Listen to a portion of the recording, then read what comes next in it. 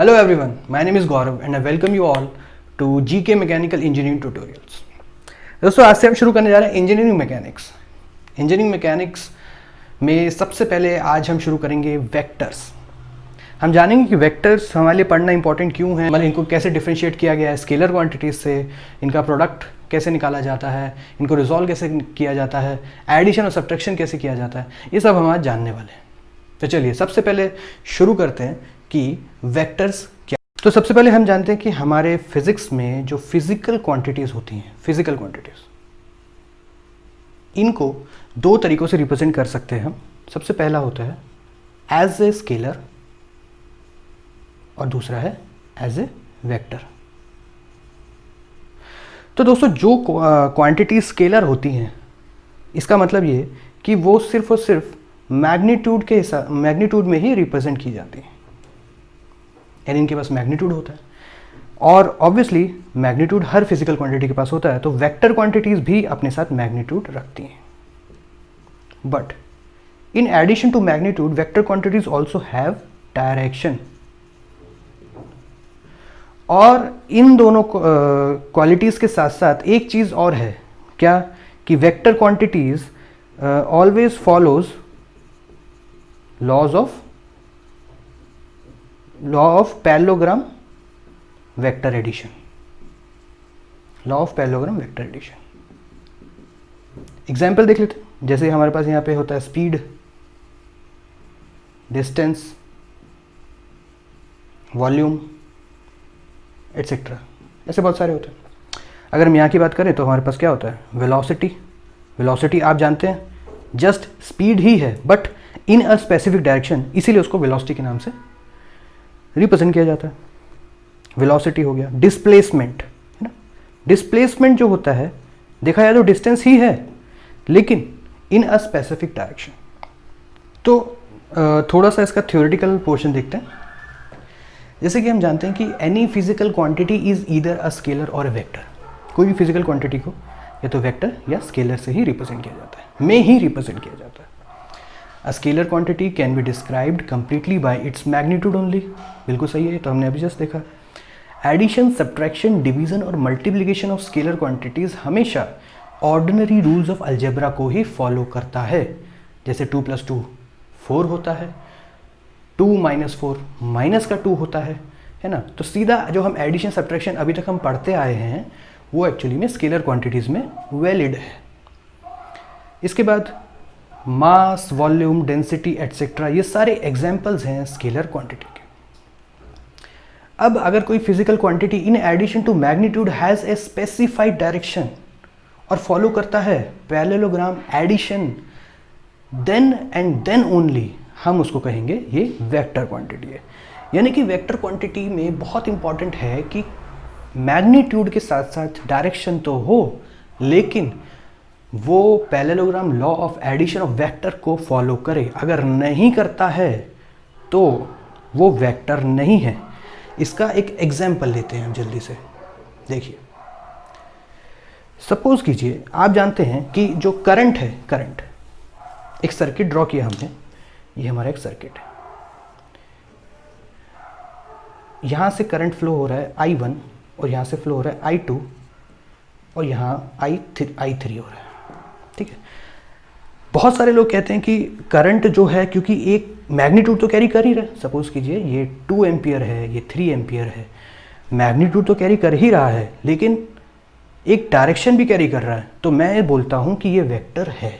ठीक है, बिल्कुल है। अब देखते हैं क्या सारी इसमें क्वालिटीज वेक्टर वाली हैं। क्या ये मैग्नीट्यूड है इसके अंदर?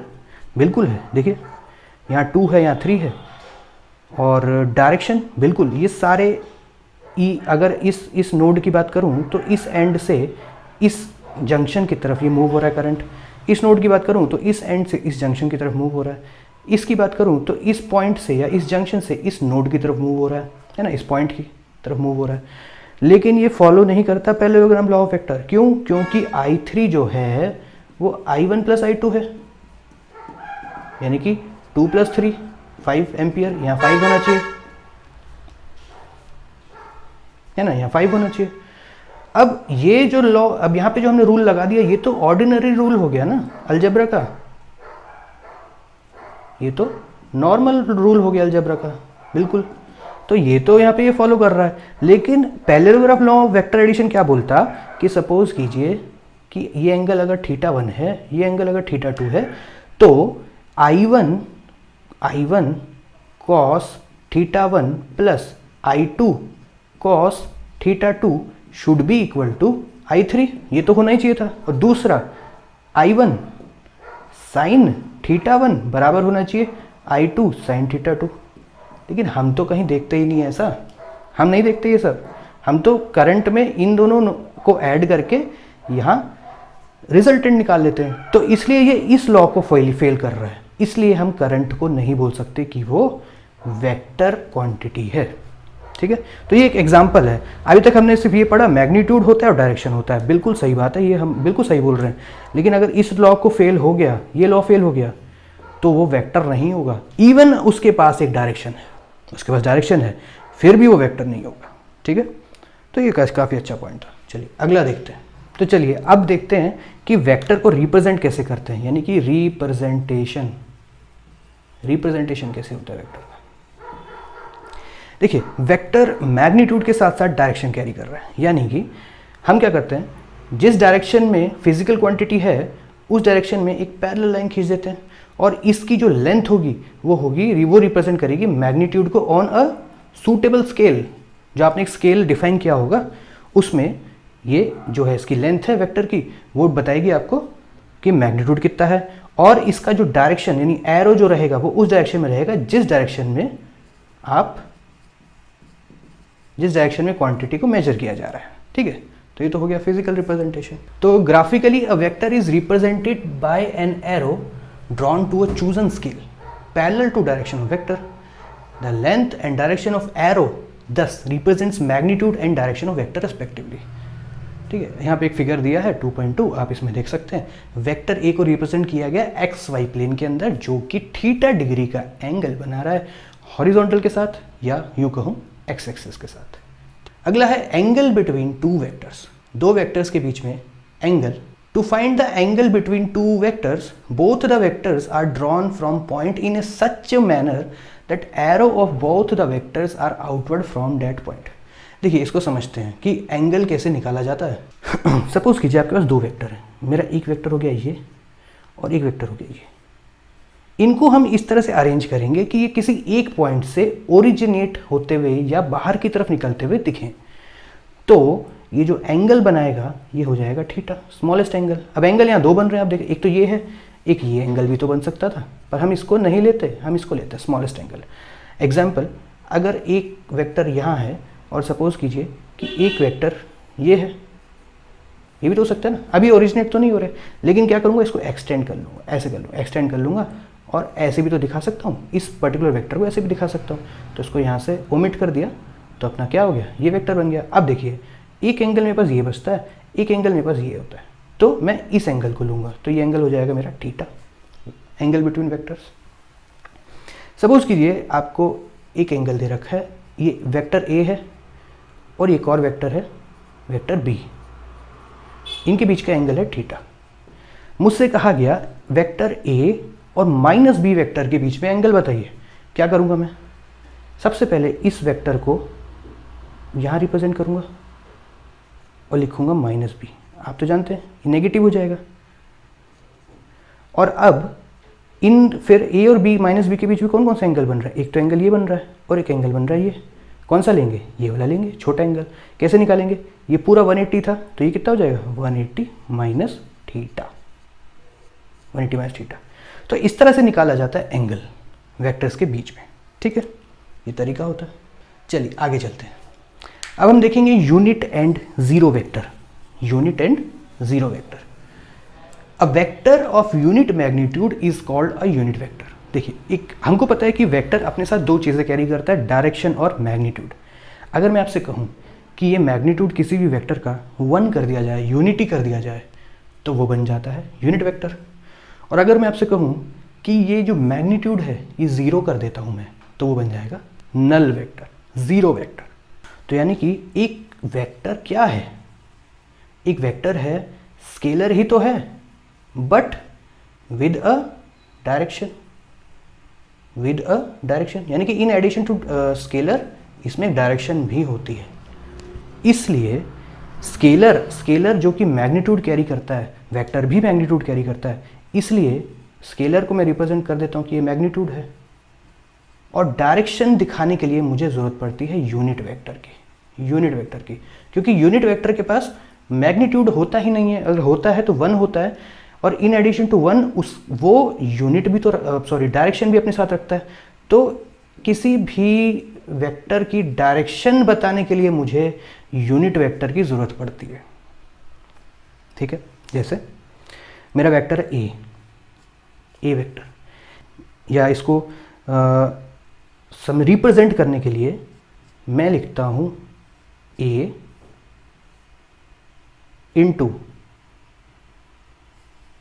Unit vector. ए क्या रिप्रेजेंट कर रहा है? मैग्नीट्यूड। और अगर मैं इसको हटा देता तो ये बन जाता स्केलर क्वांटिटी, तो ये वेक्टर बनता ही नहीं। यानी वेक्टर बनाने के लिए मैंने क्या किया, यूनिट वेक्टर को साथ में जोड़ दिया। तो ये मेरा बन जाता है मैग्नीट्यूड, और ये बताता है मुझे यूनिट वेक्टर, जो कि मेरे को जरूरत पड़ी डायरेक्शन बताने के लिए। तो यहां से अगर मैं आपसे कहूं कि आपके पास कभी क्वेश्चन आ गया कि आपको कोई वेक्टर दे रखा है और मैं आपसे पूछा गया कि भाई चलो ये बताओ कि यूनिट वेक्टर क्या होगा, यानी कि डायरेक्शन क्या होगी, यूनिट वेक्टर क्या होगा, तो बहुत सिंपल है, unit vector is equal to vector divided by its magnitude, vector divided by its magnitude. इस तरह से आप यूनिट वेक्टर बता सकते हैं। अगर मैग्नीट्यूड 1 है और साथ ही साथ अगर इससे मल्टीप्लाई कर दूं मैं इससे, दोनों साइड मल्टीप्लाई कर देता हूं, और मैं कह रहा हूं कि मैग्नीट्यूड 1 है, तो मैं कहूंगा कि ये क्या हो गया, यूनिट वेक्टर। और अगर मैग्नीट्यूड 0 है तो मैं कहूंगा नल वेक्टर, जीरो वेक्टर। ठीक है, तो हमने जस्ट जाना कि यूनिट वेक्टर क्यों इंपॉर्टेंट है, या मैग्नीट्यूड 1 हो जिसका ऐसा वेक्टर हमें कहाँ ज़रूरत पड़ती है, सिर्फ और सिर्फ किसी भी स्केलर को डायरेक्शन देते हैं हम और उसको वेक्टर में कन्वर्ट कर लेते हैं, यानी कि वेक्टर का रिप्रेजेंटेशन ही है unit vector. A vector of unit magnitude is called unit vector and it's notation in the direction of A vector, यानी कि उसकी जो नोटेशन होती है वो हमेशा वेक्टर ए के ही डायरेक्शन में होगी, and it reads as A hat और ए कैरेट, बिल्कुल सही। Thus vector A can be represented as magnitude into unit vector. तो unit vector merely indicates a direction, यानी कि ये सिर्फ हमें डायरेक्शन बताता है, कुछ इसका पर्पस नहीं है। यूनिट वेक्टर का कोई भी पर्पस नहीं है, सिर्फ डायरेक्शन बताना ही पर्पस है। तो unit vector along x Y z हम शो करते हैं, I cap, J cap, K cap, इनसे हम शो करते हैं। A vector of zero magnitude is called a zero or a null vector. Its direction is arbitrary. उसकी कोई भी डायरेक्शन हो सकती है।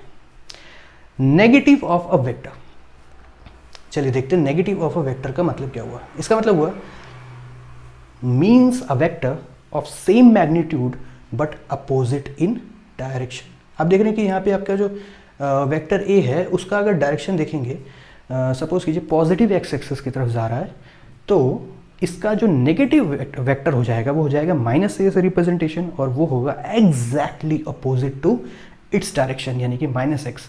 बट ध्यान रखिएगा मैग्नीट्यूड सेम होगा, तभी मैं कहूँगा इसी का नेगेटिव है वो। यानी कि अगर मैं -2a भी लेता तो वो भी एक वेक्टर होता अपोजिट डायरेक्शन में, लेकिन मैग्नीट्यूड सेम ना होने की वजह से ये इसके इक्वल एंड अपोजिट नहीं होता। ठीक है, अच्छा दूसरी एक बात है कि अगर आप देख पा रहे हैं तो दोनों के दोनों वेक्टर पैरेलल भी हैं, यानी कि these are also an example of parallel vector, लेकिन अनलाइक, क्योंकि एक डायरेक्शन में नहीं है। चलिए अगला देखते हैं, multiplication and division of vectors by scalar. तो the product of vector A and scalar m is a vector m a vector whose magnitude is m times the magnitude of a and which in direction of opposite to a according to scalar m is positive or negative. Thus m into a का जो magnitude है वो m आएगा। चलिए समझते हैं क्या है ये एक्चुअली क्या बोलना चाह रहे हैं। ये कह रहे हैं आप जानते हैं आपके पास एक वेक्टर है a, ये आपके पास एक वेक्टर है।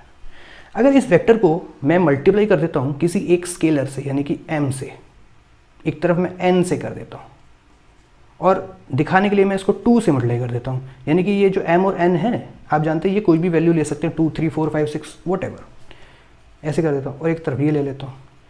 तो इस सब का मतलब क्या है, यानी कि वेक्टर तो एक ही है, सिर्फ एक बार वो m टाइम्स हो गया, एक टाइप n टाइम्स हो गया, एक टाइप 2 टाइम्स हो गया, 3 टाइम्स हो गया, सिर्फ इसका यही मतलब है। यानी कि जो इनका रिजल्ट आएगा वो भी एक्चुअली में वेक्टर ही होगा, सिर्फ डिफरेंस आ जाएगा मैग्नीट्यूड्स में डिफरेंस आ जाएगा। सारे के सारे वेक्टर होने वाले हैं, डिफरेंस सिर्फ मैग्नीट्यूड में आएगा, लेकिन कॉमन चीज सब में ये होने वाली है कि सारे के सारे पैरेलल होने वाले हैं। पैरेलल कैसे, देखिए सपोज कीजिए आपके पास एक वेक्टर ए, ये वेक्टर मैंने इसको 2 से मल्टीप्लाई कर दिया, स्केलर मल्टीप्लिकेशन हम जस्ट देखा, तो ये बन जाता है 2a। तो ये बनेगा तो यही ना, डायरेक्शन वही रहने वाली है, सिर्फ मैग्नीट्यूड में डिफरेंस आ गया। हमने पढ़ा था शुरुआत में, ये मैग्नीट्यूड रिप्रेजेंट करता है लेंथ ऑफ वेक्टर, या सॉरी लेंथ ऑफ वेक्टर से अब रिप्रेजेंट करते हैं मैग्नीट्यूड को। तो यहाँ मैग्नीट्यूड बढ़ गया लेकिन डायरेक्शन वही रहने वाली है। और आगे चले जाइए, ये लीजिए ये 3a हो गया, और आगे चल जाइए ये लीजिए 4a हो गया। सारे के सारे मैग्नीट्यूड में अलग अलग हैं लेकिन पैरेलल हैं, डायरेक्शन एक ही है। तो इससे पता चलता है कि ये सिर्फ m times n times 2 times 3 times ही रिप्रेजेंटेशन है, ठीक है। और अगर मैं जैसे कि 2 टाइम्स a वेक्टर है मेरा, इसका मैग्नीट्यूड निकाल लूँ, तो आप जानते हो 2 का मैग्नीट्यूड तो कुछ नहीं है, a का हो जाएगा ये, तो ये यही के बराबर तो हो गया ना।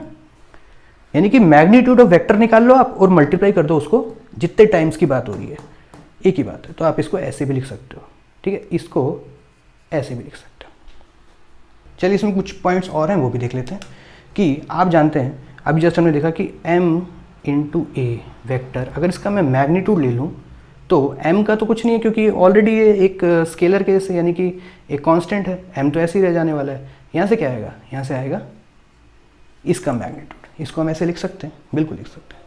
अगर मैं आपसे कहूँ कि m प्लस n ये हमारे पास एक वेक्टर है, तो हम इसको ऑब्वियसली ऐसे भी रिप्रेजेंट कर सकते हैं, कोई फ़र्क नहीं पड़ने वाला, बिल्कुल सही बात है। या अगर मैं आपसे कहूँ कि m इंटू n ये मेरे पास एक वेक्टर है, तो मैं इसको चाहूँ तो ऐसे भी लिख सकता हूँ, या कोई फ़र्क नहीं पड़ने वाला, सारी की सारी बातें सेम है, बिल्कुल सही है। इसी तरह से अगर मैं इसको बोलूँ कि डिवीजन करना है मुझे, डिवीजन में क्या करना है, देखो 1/m से, जैसे कि सपोज कीजिए ये, इसका मतलब क्या हुआ, ये भाई वेक्टर को डिवाइड कर रहा हूँ m से, इसका मतलब क्या हुआ कि मैं 1/m से मल्टीप्लाई कर रहा हूँ इस वेक्टर को, वही तो मीनिंग हो गया। तो ये बाई स्केलर जो है डिवीजन मल्टीप्लिकेशन इस तरह से होता है। अब देखिए अगला जो टॉपिक है हमारा वो है इक्वलिटी ऑफ वेक्टर। तो आप जानते हैं वेक्टर के पास क्या क्या होता है, देखिए वेक्टर कैरीज मैग्नीट्यूड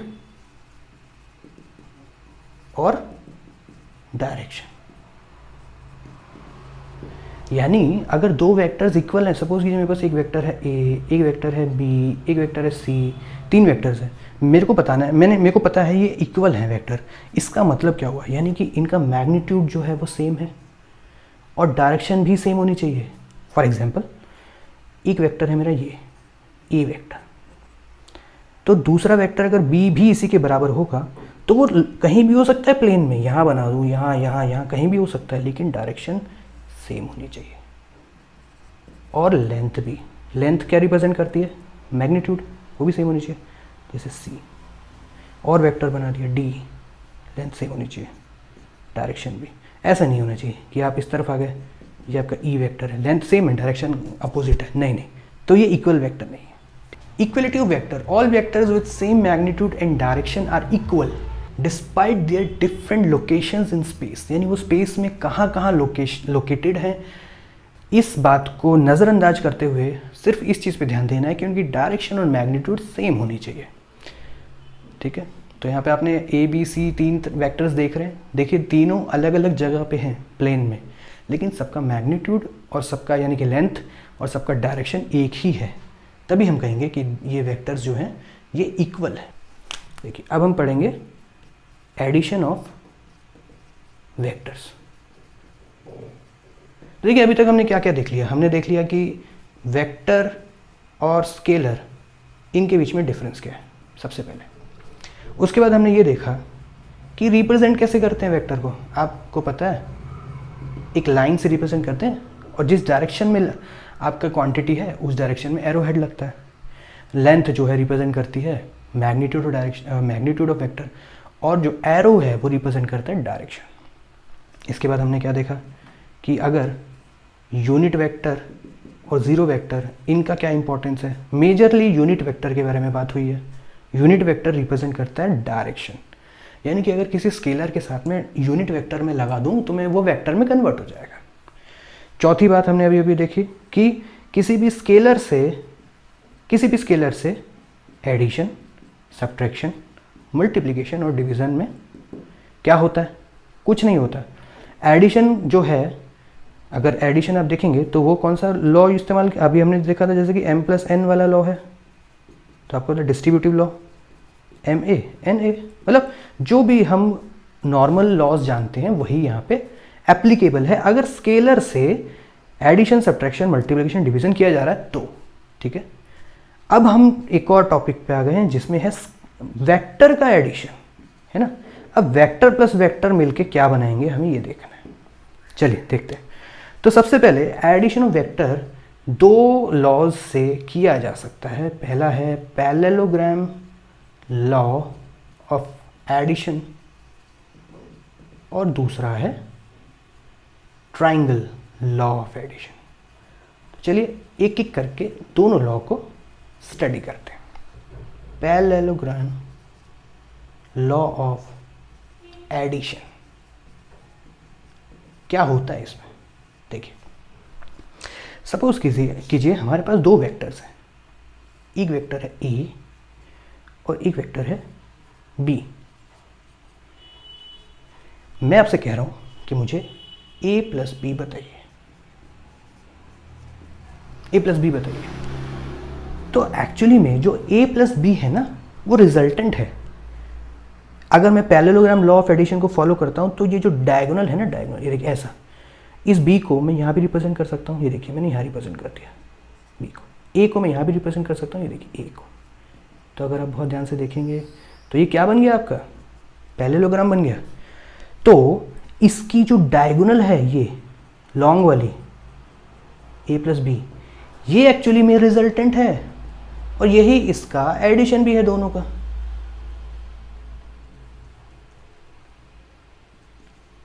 रिजल्टेंट।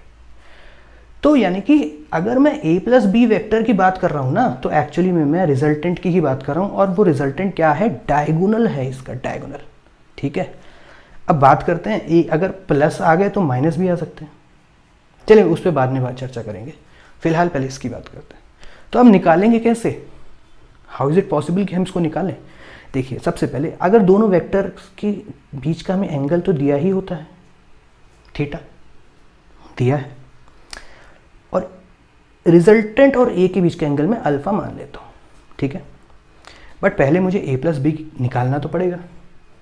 ठीक है, निकालते हैं। तो क्या मैं ये जो वेक्टर b है इसको रिजॉल्व कर सकता हूँ? हाँ कर सकता हूँ, ये देखिए रिजॉल्व कर सकता हूँ। b वेक्टर आप जानते हो a वेक्टर से कितना एंगल बना रहा है, थीटा, तो यानी ये एंगल भी थीटा ही हो गया, थीटा एंगल हो गया।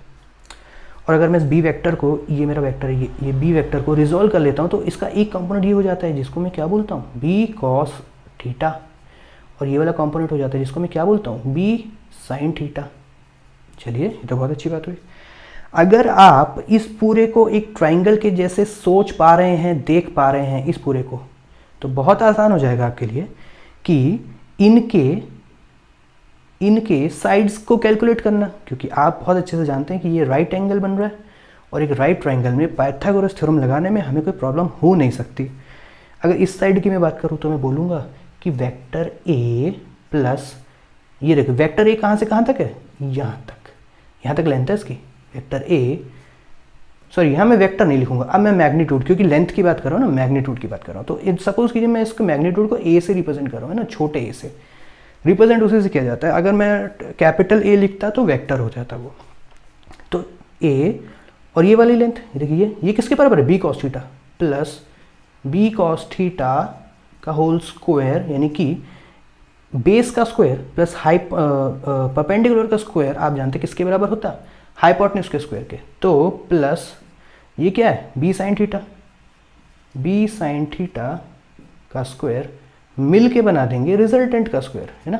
और आप जानते हैं रिजल्टेंट का स्क्वायर क्या है, ये ए प्लस बी वेक्टर के मैग्नीट्यूड का स्क्वायर, समझ रहे हैं इसका, वही तो हमें निकालना है। हमें क्या निकालना है क्वेश्चन में, हमें ये निकालना है,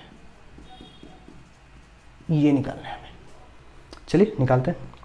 तो मैं बोलूँगा क्या कि रिजल्टेंट का स्क्वायर इज इक्वल टू, इसको ओपन कर लेते हैं, ए प्लस बी का फॉर्मूला लगा लेते हैं, A square plus B square cos square theta plus 2 times A B cos theta, इसको भी ओपन कर लेते हैं, B square sine square theta. ठीक है, आप अगर इसको और इसको देख पा रहे हैं तो बी स्क्वायर कॉमन लेके cos square plus sine square 1 बना देगा, आइडेंटिटी होती है वो। तो ए स्क्वायर प्लस यहाँ सिर्फ बी स्क्वायर बचता और यहाँ आ जाता 2ab कॉस थीटा, और यहाँ पे अगर मैं रिजल्टेंट निकाल लेता तो ये अंडर रूट आ जाएगा। तो ये हमारे पास एक फॉर्मूला आ जाता है, पैरेललोग्राम लॉ, है ना। इस फॉर्मूले को हम डायरेक्ट इस्तेमाल करके ये जो डायगोनल है इसका मैग्नीट्यूड निकाल सकते हैं। और वो मैग्नीट्यूड किसको रिप्रेजेंट कर रहा है, मैंने फिर बताया आपको, वो मैग्नीट्यूड रिप्रेजेंट कर रहा है vector A plus vector B के मैग्नीट्यूड को, मॉड को। तो ए प्लस बी क्या होता है, यानी कि ए प्लस बी क्या था, ये रिजल्टेंट था। और अगर इसका मैग्नीट्यूड निकालते हो तो ऑब्वियसली रिजल्टेंट का मैग्नीट्यूड निकालते हो, वो ऐसे निकाला जा सकता है। अब रिजल्टेंट कितना एंगल बना रहा है हॉरिजॉन्टल के साथ, भाई अल्फा बना रहा था। चलिए निकालते हैं ना, यही ट्रायंगल की बात करो तो tan ऑफ अल्फा किसके बराबर हो जाता, भाई tan अल्फा हो जाता परपेंडिकुलर अपॉन बेस। परपेंडिकुलर क्या है, बी साइन थीटा अपॉन ए प्लस बी कॉस थीटा। ठीक है, तो देखिए, तो पैरेललोग्राम लॉ ऑफ एडिशन में समझने वाला तो यही था कि एक फॉर्मूला हमारा ये बन जाता है जो रिजल्टेंट का मैग्नीट्यूड देता है और रिजल्टेंट का डायरेक्शन देता है। यानी कि मैं जब ऐसे ड्रॉ करता इस वेक्टर को, तो ये मेरा कौन सा वेक्टर था, ये ए वेक्टर था, ये बी वेक्टर था। तो ये जो रिजल्टेंट है ना, रिजल्टेंट ये अल्फा एंगल बना रहा है, और ये अल्फा कहाँ से, यहाँ से निकाल सकते हैं। ठीक है, यहाँ से निकाल सकते हो। कुछ स्टैंडर्ड केसेस देख लेते हैं, जैसे अगर ए और बी के बीच में, अगर ए और बी के बीच में, ए वेक्टर एंड बी वेक्टर के बीच में 0 डिग्री का एंगल हो तो क्या होगा। चलिए इस फॉर्मूले में आ जाओ ना सीधा। cos 0 क्या होता है बताइए, cos 0 होता है 1, यानी कि A square plus B square plus 2ab बन जाता है। और आप जानते हो किसका फॉर्मूला है, ए प्लस बी का होल स्क्वायर, और ए प्लस बी की होल स्क्वायर का स्क्वायर रूट से बाहर निकालोगे तो वो बन जाता है आपका रिजल्टेंट। सीधा लिख जाते थे आप ए प्लस बी। ध्यान दीजिए मैग्नीट्यूड है, ये वेक्टर नहीं है, कन्फ्यूजन रहता है लोगों को। तो रिजल्टेंट क्या आता है, ए प्लस बी। तो यानी कि अगर 180 डिग्री कहता तो 180 डिग्री कहता तो cos थीटा -1 हो जाता है, यहाँ माइनस का साइन आ जाता है, ये हट के यहाँ पे -1 आ जाता है, और ये cos थीटा हट जाता है। तो A square plus B square minus 2ab किसका फॉर्मूला है, ए माइनस बी का whole square, A minus B का होल स्क्वायर यानी ए माइनस बी। तो रिजल्टेंट आ जाता ए माइनस बी। और ये केसेस कौन से हैं, देखिए, अगर ये ए है सपोज कीजिए और ये बी है, तो आप जानते हैं इनका रिजल्टेंट क्या होता है, इन दोनों को ऐड कर देते हैं, ये हम नॉर्मल भी जानते हैं। लेकिन मैंने आज दिखाया कि एक्चुअली में अगर इस फॉर्मूले को फॉलो करते तो आता, या अगर ये ए है बी इस डायरेक्शन में है तो आप जानते हो नेगेटिव हो जाता है, यानी कि ए प्लस माइनस बी हो जाता है। तो ये आ गया आपका। ठीक है, अगर एंगल 90 डिग्री होता तो आप जानते हैं cos थीटा क्या होता है, cos 90 क्या होता है, 0 होता है। ये कैंसिल हो जाता है, यहाँ पे ए स्क्वायर प्लस बी स्क्वायर का अंडर रूट, यानी कि ये आ जाता है आपका। ठीक है, ए स्क्वायर प्लस बी स्क्वायर का अंडर रूट। तो ये 3 फॉर्मूले हैं, ये तो आपको याद रखने ही रखने हैं। चलिए एक चीज़ और बताता हूँ आपको। सपोज कीजिए कि आपके पास एक वेक्टर है ए और एक वेक्टर है बी। ठीक है, एक वेक्टर है ए, एक वेक्टर है बी, और मैं बोल रहा हूँ कि आपका ये रिजल्टेंट है, और ये कितना एंगल बना रहा है, सपोज कीजिए अल्फा बना रहा है। तो ध्यान दीजिएगा, अगर अल्फा घट रहा है, तो इसका मतलब सीधा सीधा ये है कि ई वेक्टर जो है बड़ा है बी वेक्टर से, उसका झुकाव जो है इस तरफ आता जाएगा, ऐसा। ये ऑब्जेक्टिव कई बार क्वेश्चन पूछे जाते हैं इस टाइप के, इस तरफ आता जाएगा। तो अल्फा अगर कम है, ठीक है, अगर अल्फा की वैल्यू बढ़ने लग गई तो यानी रिजल्टेंट शिफ्ट होने लग गया किसकी तरफ, बी की तरफ। इसका ना बी वेक्टर जो है बड़ा है ए वेक्टर से मैग्नीट्यूड में, तब ये रीज़न वैलिड है। ठीक, चलिए ये तो था हमारा पैरेललोग्राम लॉ ऑफ एडिशन। चलिए एक और देख लेते हैं जिसका नाम है triangle law of vector addition. क्या है? Triangle law of addition. देखिए क्या होता है ट्राइंगल लॉ ऑफ एडिशन में, रिप्रेजेंटेशन का खेल है और कुछ भी नहीं है। सपोज कीजिए मेरा वेक्टर ए है। पिछली बार हमने क्या देखा, वेक्टर ए वेक्टर बी हम ऐसे मान के कि थीटा डिग्री एंगल पे थे और हमने बोला कि भाई ये रिजल्टेंट है इनका। एक्चुअली में वो यहाँ से भी निकाला जा सकता था। कैसे? इसका तरीका ये है, वेक्टर बी को ना शिफ्ट करना पड़ेगा यहाँ, यानी कि क्यों करना पड़ा, बताइए क्यों? पहली बात तो क्यों किया और क्या कर सकते हैं। देखिए क्यों किया, इसलिए किया क्यों, इसमें तरीका ट्राइंगल लॉ में ये है कि एक का जो हेड है ना वो दूसरे के टेल से जोड़ा जाता है, इसलिए किया। दूसरी बात, कर सकते हैं, बिल्कुल कर सकते हैं। इस वेक्टर को अगर यहाँ था मैं यहाँ रख सकता हूँ, कहीं यहाँ क्या कहीं भी रख सकता हूँ, बस शर्त एक है, मैग्नीट्यूड और डायरेक्शन चेंज नहीं होने चाहिए। ठीक है, मैग्नीट्यूड और डायरेक्शन चेंज कर दिए तो पूरा एडिशन चेंज हो गया। पर अगर आप ऐसा रखते हैं तो बिल्कुल पॉसिबल है। और जो क्लोजिंग साइड रहेगी, यानी कि इसके टेल से इसके हेड को जब आप जोड़ोगे, ये कहलाएगा रिजल्टेंट, ये कहलाएगा रिजल्टेंट। और ऑलरेडी हम जानते हैं कि ए वेक्टर प्लस बी वेक्टर क्या था, रिजल्टेंट। पिछली बार हमने जस्ट देखा, तो यहाँ पे भी तो यही है, vector A plus vector B is resultant. अब कोई बोलेगा कि भाई बी वेक्टर को यहाँ क्यों रखा, मत रखो ना, मैं तो कह रहा हूँ मत रखो। ये लो, बी वेक्टर आपका ये है डायरेक्शन और मैग्नीट्यूड में, ये है। एक काम करो, ए वेक्टर को रख दो, ये लो ए वेक्टर को, यानी क्या किया, इस वेक्टर को उठा के यहाँ रख दिया। क्यों रखा? क्योंकि एक का हेड दूसरे के टेल से जोड़ना बहुत इंपॉर्टेंट है। और अब अगर मैं इसके टेल से इसको ऐसे जोड़ देता हूँ तो ये भी रिजल्टेंट है। ध्यान से देखिए, रिजल्टेंट का डायरेक्शन एक ही है, वेक्टर्स का डायरेक्शन एक ही है, यानी कि in any order you can add them, in any order. बस मैग्नीट्यूड और डायरेक्शन चेंज कर दी तो सब चेंज हो जाएगा। उसका ध्यान रखा तो कोई प्रॉब्लम नहीं है। अभी भी देखेंगे तो देखिए, ये बी वेक्टर है, ये ए वेक्टर है, ए प्लस बी मिलके आर बना देंगे, आराम से बना देंगे। यहाँ पर भी आर वेक्टर बना देंगे। ठीक है, ए प्लस बी मिलके आर वेक्टर बना देंगे। पैरेललोग्राम की तो उसमें ऐसा है कि आपने देखा जस्ट यहाँ पे दो वेक्टर्स हैं और एक थीटा डिग्री पे एक दूसरे से इंक्लाइंड है, थीटा डिग्री पे इंक्लाइंड है। एक अल्फा एंगल बना रहा है, एक बीटा एंगल बना रहा है। तो ऑब्वियसली जस्ट हम इसका पढ़ें तो let R be the resultant of two vectors A and B according to parallelogram law of vector addition. The resultant R is the diagonal of parallelogram of which A and B are adjacent sides. ठीक है, हमने देखा just A square B square plus 2ab cos theta R, यानी कि ये जो side है ना, ये रिजल्टेंट, यानी कि ये ए प्लस बी का मैग्नीट्यूड भी है और साथ ही साथ इसका जो फॉर्मूला है हम ऑलरेडी निकाल चुके।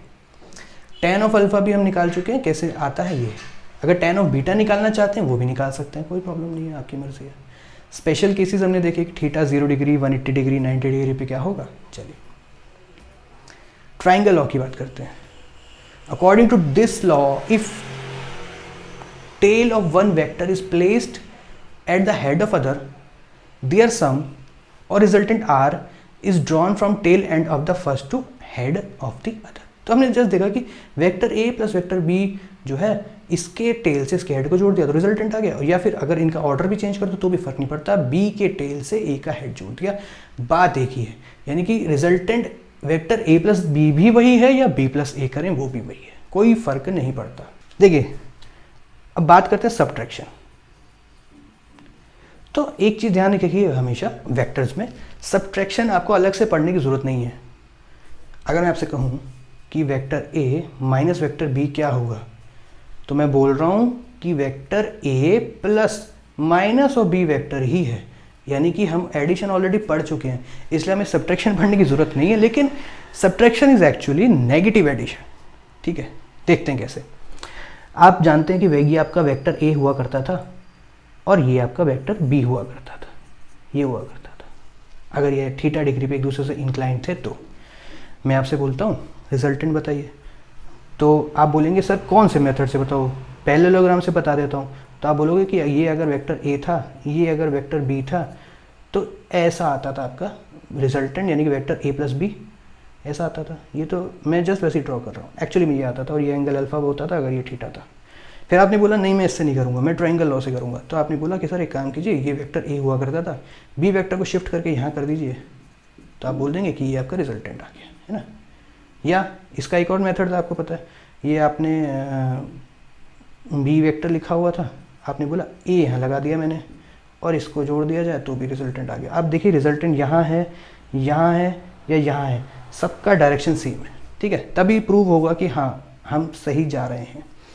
लेकिन यहाँ पे अपन बोल रहे हैं A plus of minus B, यानी कि आप बहुत अच्छे से जानते हैं, हमने पढ़ा है पहले कि अगर ये वेक्टर ए है तो इसके direction just opposite and equal magnitude से हम माइनस का ए वेक्टर शो कर सकते थे। यानी कि अब मैं ऐड करूंगा बी वेक्टर नहीं, माइनस बी, यानी कि मैं इसको पीछे की तरफ ऐसे ड्रॉ कर दूं तो ये मेरा माइनस बी वेक्टर हो गया, माइनस बी वेक्टर हो गया, ठीक है। तो अब A minus B, A addition of minus B कैसे आएगा, ये बताइए कैसे आएगा, कौन से तरीके को फॉलो करें।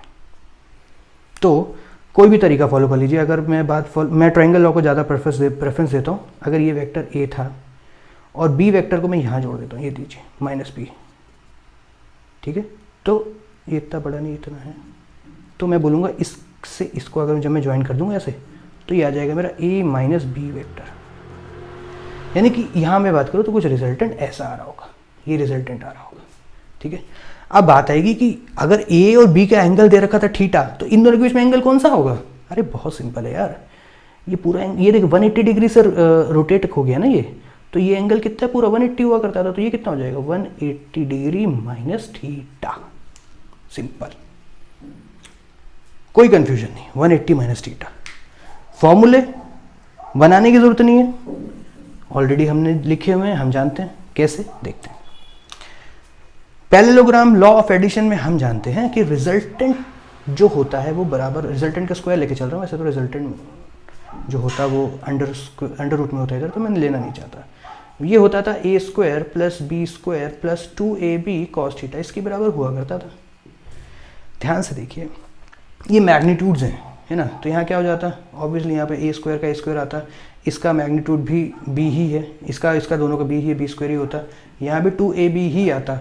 लेकिन कॉस ऑफ थीटा यानी कॉस ऑफ 180, अब एंगल जो है ना दोनों का वो थीटा नहीं रह गया, अब वो हो गया 180 माइनस थीटा।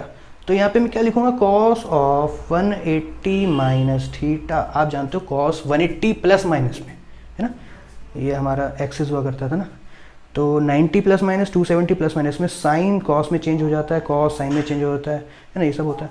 और 180 प्लस माइनस और 0 प्लस माइनस यानी कि 360 प्लस माइनस में कॉस ही रहता है, साइन ही रहता है। लेकिन क्योंकि यहाँ पे साइन पॉजिटिव होता है इस क्वाड्रेंट में, कॉस नेगेटिव होता है, तो यहाँ पे क्या आ जाएगा, माइनस आ जाएगा, माइनस का कॉस, यानी कि A square plus B square minus का 2ab कॉस थीटा।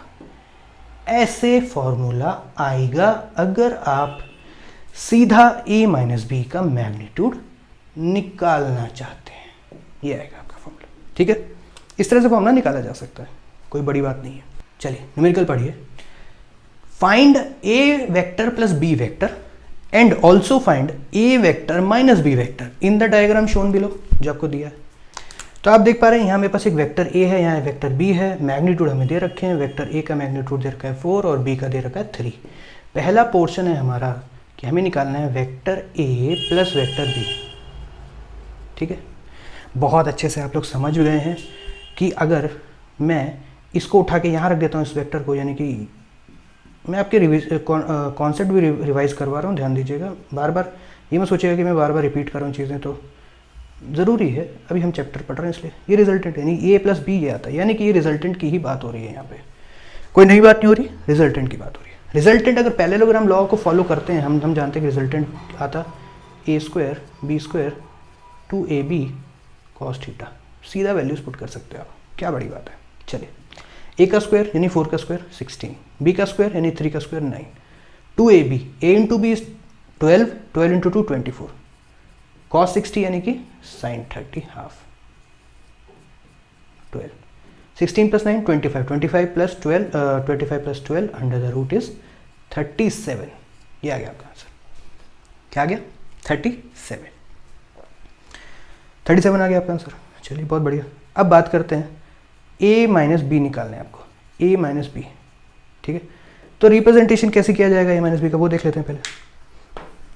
कोई बड़ी बात नहीं है, ये आपका ए बी था, कुछ नहीं करना, यहाँ आ जाइए, ये हो गया आपका minus B vector A minus B. ठीक है, एंगल क्या होगा? पूरा 180 था, ये क्या हो जाएगा 120, यानी कि वही सेम फॉर्मूला रहने वाला, कुछ भी चेंज नहीं है। इसी फॉर्मूले में सारी वैल्यूज पुट करेंगे। क्या पुट करेंगे? ए स्क्वायर यानी कि 16, 3 का स्क्वायर यानी कि 9। अच्छा चलिए मैं लिख लेता हूँ फॉर्मूला, कोई कंफ्यूज ना हो इसलिए। A square plus B square plus 2ab cos of 180 minus theta, ये होता था। तो 180 माइनस थीटा, यहाँ पे कॉस 120 लिख सकता हूँ मैं सीधा, बिना किसी बात के, अंडर द रूट रहेगा। और ए माइनस बी क्या है आपको पता है? A vector plus minus B vector, ये निकालना है हमको रिजल्टेंट। तो वैल्यूज पुट कर लेते हैं। ए स्क्वायर यानी कि 4 का स्क्वायर यानी कि 16 प्लस 3 का स्क्वायर यानी कि 9 प्लस ए इंटू बी 12, 12 इंटू 2 24, 24 और कॉस ऑफ 120 यानी कि साइन 30 लेकिन नेगेटिव साइन के साथ, हाफ। तो यानी सब वही चीज़ रहने वाली है। 16 प्लस 9 क्या होता है? 25 होता है, यहाँ से माइनस का 12 12 आ जाता है, आंसर आ जाएगा रूट ऑफ 13। ठीक है, ये आ गए आपके दो आंसर, रूट 13, रूट 37। अब देखते हैं polygon law of addition for more than 2 vectors. क्या होता है देखो ना यार, पॉलीगन लॉ कहाँ से आया, क्यों आया पॉलीगन लॉ? देखिए ऑब्वियसली हम पैरेललोग्राम लॉ पढ़ चुके हैं, हम ट्राइंगल लॉ पढ़ चुके हैं, पर आपने एक चीज़ नोटिस करी, पैरेललोग्राम सिर्फ 2 वेक्टर्स के एडिशन को ही रिप्रेजेंट करता है। ट्राइंगल भी देखा जाए तो 3 साइड से मिलके बनता है, आपको पता है, जिसमें से 2 साइड्स ऐड करके रिजल्टेंट यानी कि डायगोनल बना रहा था। तो यहाँ पे भी 2 वेक्टर्स, लेकिन ऐसा जरूरी थोड़ी है। सपोज कीजिए ये मेरा एक वेक्टर है ए, ये मेरा वेक्टर हो गया बी, ये वेक्टर हो गया सी, ये मेरा वेक्टर हो गया डी, ये वेक्टर हो गया ई, एफ, जी। लीजिए इतने सारे वेक्टर्स हैं, अब इनको कैसे करेंगे? तब आया है एग्जिस्टेंस में पॉलीगन लॉ। कैसे? अगर पॉलीगन की सारी साइड्स वेक्टर्स से रिप्रेजेंट की जाती है तो जो क्लोजिंग साइड रहेगी यानी कि ये रिप्रेजेंट करेगी रिजल्टेंट को। बस सिंपल।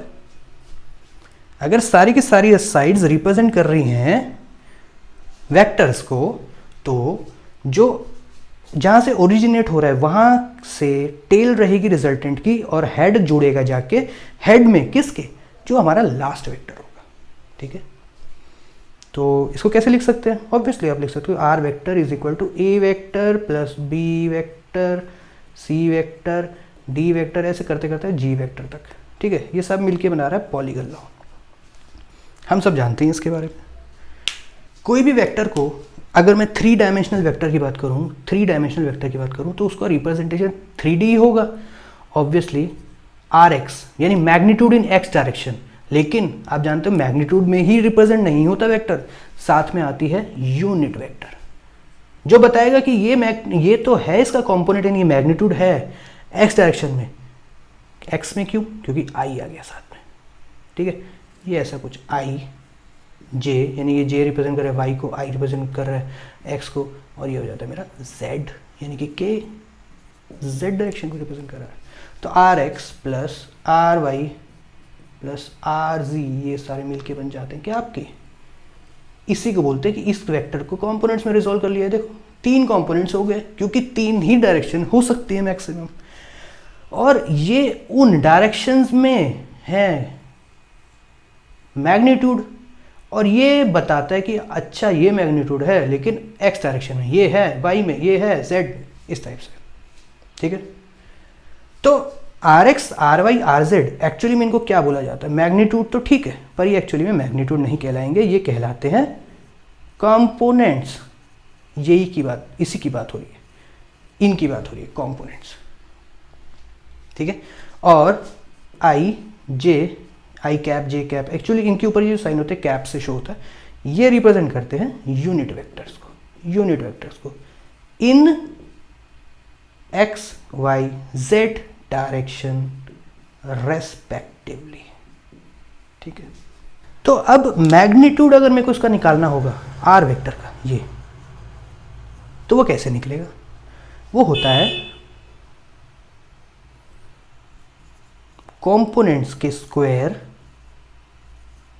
का अलजेब्रिक सम और होल रूट। इससे रिप्रेजेंट किया जाता है मैग्नीट्यूड ऑफ अ वेक्टर, इससे रिप्रेजेंट किया जाता है। आपको याद होगा, आप लिखते थे जैसे कि वेक्टर ए जो होता था, आपको याद है, आपको ऐसे लिखते थे कभी 2i + 3j + 4k ऐसे लिखते थे। फिर कोई आपसे बोले एक बात बताओ, ए मॉड निकाल के बताओ, फिर आप क्या करते थे, इनका स्क्वायर यानी कि 2 का स्क्वायर 4, 3 का स्क्वायर 9 प्लस ये क्या 4 है 16, ऐसे कर देते थे आप, याद है?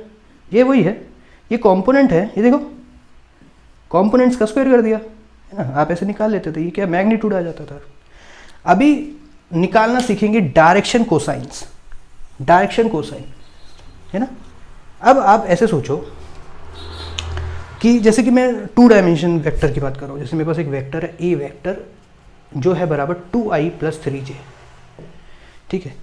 यानी अगर मैं इसको रिप्रेजेंटेशन करूँ उसका, तो मैं बोलूँगा कि x एक्सिस पे 2 मैग्नीट्यूड है इसका 1 2 यहाँ, और y एक्सिस पे इसका पॉजिटिव 3 मैग्नीट्यूड यानी कि 1 2 3 यहाँ।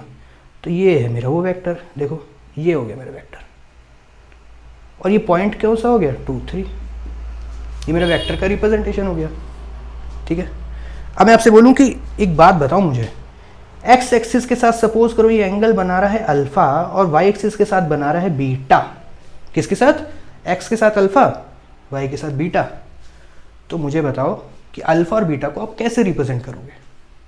ठीक है, मैं बोलूँगा कि अगर ये मेरा वेक्टर है और इस वेक्टर को मैं लिखूँ, इसको रिजॉल्व कर लूँ एक्स डायरेक्शन में, तो क्या मैं ऐसा लिख सकता हूँ कि इसका मैग्नीट्यूड एक्स डायरेक्शन में, यानी कि वेक्टर का जो मैग्नीट्यूड होगा एक्स डायरेक्शन में वो कितना है? आर एक्स, ऑलरेडी हम जानते हैं, यानी कि 2 के बराबर। आर एक्स को हम क्या लिख सकते थे? हम लिख सकते थे आर कॉस अल्फा। क्या लिख सकते हैं? R cos alpha. अगर ये वेक्टर ए नहीं आर है तो मैं आर से शुरू कर रहा हूँ, आर एक्स किसके बराबर है? आर कॉस अल्फा, है ना, आर कॉस अल्फा। ऐसे ही अगर मैं बोलूँ कि आर वाई किसके बराबर है, आप बोलेंगे आर साइन अल्फा, ठीक है। और तो और अगर मैं बोलूं कि आर वाई जो है एक्चुअली में वो आर कॉस बीटा भी है, तो मैं गलत नहीं बोल रहा हूँ। देखिए इस तरफ इसका ये कंपोनेंट, अगर इसको थोड़ी देर के लिए मैं हॉरिजॉन्टल मान लेता तो आर कॉस बीटा, और आर एक्स क्या होता? R sine beta. तो मेरे को निकालने हैं डायरेक्शन कोसाइन, यानी कि कोसाइंस निकालने हैं। तो जब मैं ये कॉस अल्फा निकालूंगा किसके बराबर आएगा? आर एक्स अपन आर। और अगर यहाँ से कॉस बीटा निकालता हूँ किसके बराबर आएगा? आर वाई अपन आर, ठीक है। ये लीजिए, आपने कॉस अल्फा कॉस बीटा निकाल लिया, और यही होते हैं डायरेक्शन कोसाइंस। ऐसी अगर आप जेड एक्सिस के साथ निकालते तो वो हो जाता कॉस गामा, मान लेता हूँ उसको मैं लिखता आर जेड अपॉन आर। पहला क्वेश्चन, आपको एक प्लेटफॉर्म दिया है जो कि इंक्लाइन प्लेटफॉर्म है 30 डिग्री पर, और आपसे कहा है कि वेट के जो कंपोनेंट्स हैं उनको रिजॉल्व कीजिए। आपके पास वेट है, यहां रखा सपोज कीजिए। वेट हमेशा आपको पता है वर्टिकली डाउनवर्ड एक्ट करता है। ये कितना है? 10 न्यूटन। और 10 न्यूटन को जब मैं रिजॉल्व करूंगा, आपको पता है एक कंपोनेंट आएगा ये वाला, और ये एंगल क्या होगा? 30 डिग्री। ये तो हमको पता है ना, फ्रिक्शन चैप्टर में हमने बहुत किए ऐसे क्वेश्चन। 30 डिग्री आएगा, कैसे आएगा बता देता हूँ। सपोज मैं इसको रिजॉल्व कर लेता हूँ, यहाँ 90 डिग्री है, ये 30 है, तो ऑब्वियसली ये एंगल 60 होगा, और ये पूरा 90 होता है तो ये 30 आएगा, ठीक है। तो ये क्या हो जाएगा अपना, अगर ये W है तो इसका कंपोनेंट इस डायरेक्शन में क्या होगा? W cos 30 हो जाएगा, है ना। वेट का कंपोनेंट इस डायरेक्शन में cos 30 होगा, और इस डायरेक्शन में बात करूंगा तो हो जाएगा W sin 30 हो जाएगा। तो अब क्या हो गया क्वेश्चन? आपको क्या चाहिए? क्या चाहिए आपको बताओ? अगर आपको इसके पैरेलल चाहिए तो आप ये कंपोनेंट की बात करेंगे, अगर इसके परपेंडिकुलर चाहिए तो इस कंपोनेंट की बात करेंगे। तो परपेंडिकुलर लिख लेते हैं। परपेंडिकुलर वाले में क्या होगा? W cos 30, W क्या है? 10, cos 30 यानी कि sin 60, यानी कि √3/2, यानी कि 5√3। ठीक है। अब आगे पैरेलल ये वाला, तो क्या आएगा W sin 30, W क्या 10 sin 30 क्या है हाफ, यानी कि 5 न्यूटन। तो आपने दोनों फोर्सेस निकाल लिया। ठीक है, चलिए अगला क्वेश्चन देखते हैं। Resolve horizontally and vertically force F 8 Newton which makes an angle 45 degree with the horizontal. जो 45 डिग्री का एंगल बना रहा है हॉरिजॉन्टल के साथ। चलिए करते हैं इस क्वेश्चन को। क्या है क्वेश्चन, देखिए आपको ये आपका हॉरिजॉन्टल होता है और ये होता है वर्टिकल होता है। आपको दे दिया कि एक फोर्स है जो कि रिप्रेजेंट हो रहा है वेक्टर F से, और ये 45 डिग्री का एंगल बनाया हुआ है। ठीक है, F की जो वैल्यू है, मैग्नीट्यूड जो है वो है 8 न्यूटन का, 45 डिग्री का एंगल बना रहा है। तो इसको रिजॉल्व करना है, कुछ नहीं है। अगर इस फोर्स को आप इस हॉरिजॉन्टल में, हॉरिजॉन्टल के अलोंग बात करेंगे तो ये हो जाएगा F cos 45, और वर्टिकल की बात करेंगे तो F sin 45। ठीक है, कितना आसान क्वेश्चन है। 8 इंटू कॉस 45 क्या होता है, cos 45 हो चाहे sin 45 हो, वैल्यू तो एक ही होती है ना। क्या होती है 1/√2, मल्टीप्लाई कर दो। तो मैं दोनों के लिए एक साथ सॉल्व कर रहा हूँ, तो ये हो जाएगा 8/√2। 8 को क्या लिखेंगे 4 इंटू 2 लिख लेंगे, √2 ले, √2 से ये √2 टाइम्स चल जाएगा, यानी कि 4√2 न्यूटन। चाहे यहाँ करो चाहे यहाँ करो बराबर है, क्योंकि 45 डिग्री पे। ठीक है, क्वेश्चन पढ़िए। Obtain the magnitude of 2a minus 3b, यानी 2 times of vector a minus 3 times of vector b, इनका मैग्नीट्यूड निकालना है। तो आपको निकालना है 2 times vector a minus 3 times vector b। ठीक है, वेक्टर आपको दे रखे हैं, तो करना क्या है, सबसे पहले 2 टाइम्स वेक्टर a निकालना है। क्या करेंगे 2 से मल्टीप्लाई कर देंगे। आपको a वेक्टर की वैल्यू जो है वो i प्लस j माइनस 2 के ये दे रखा है, तो मल्टीप्लाई कर दो 2 इसमें, 2i plus 2j minus 4k vector. ऐसी 3b वेक्टर निकाल लेंगे, 3 टाइम्स ऑफ b, तो b वेक्टर क्या दे रखा है हमें, ये दे रखा है हमें 2i minus j plus k। 3 से मल्टीप्लाई करो जल्दी से, 6i minus 3j plus 3k। बस क्या करना है, सब्ट्रैक्शन, सब्ट्रैक्शन पॉजिटिव सब्ट्रैक्शन। तो यहाँ से क्या आएगा माइनस का 4i, यहाँ से क्या आएगा प्लस का 5j, यहाँ से क्या आएगा माइनस का 7k। देखिए ये क्या आ गया, ये तो मेरा आ गया वेक्टर, c से रिप्रेजेंट कर देता हूँ, इस वेक्टर को बोल रहा हूँ c vector equal to this. तो ये आ गया मेरा c वेक्टर, और मेरे से मैग्नीट्यूड मांगा है, तो c क्या होगा, यानी कि c किसके बराबर होगा, 4 का स्क्वायर 16, 5 का स्क्वायर यानी 25, 7 का स्क्वायर यानी 49, सबको ऐड कर देंगे और रूट ले देंगे। तो क्या आता जाएगा, ये आ जाएगा 90। ठीक है, ये आपका आंसर आ गया। चलिए देखिए, जो प्रोडक्ट है ना ऑफ 2 वेक्टर्स, वो हम 2 तरीके से निकालते हैं, 2 तरीके। पहला है हमारा स्केलर प्रोडक्ट, स्केलर प्रोडक्ट, इसको कभी कभी आप डॉट प्रोडक्ट के नाम से भी जानते हैं, डॉट प्रोडक्ट। इसमें क्या होता है कि अगर 2 वेक्टर्स आपस में मल्टीप्लाई हो रहे हैं, यानी कि vector a dot vector b, तो जो आपका आंसर आएगा वो एक्चुअली में एक स्केलर होता है। और अगर मैं इसकी बात करूं, क्रॉस प्रोडक्ट बोलते हो, जिसको आप क्रॉस प्रोडक्ट बोलते हो या वेक्टर प्रोडक्ट बोलते हो,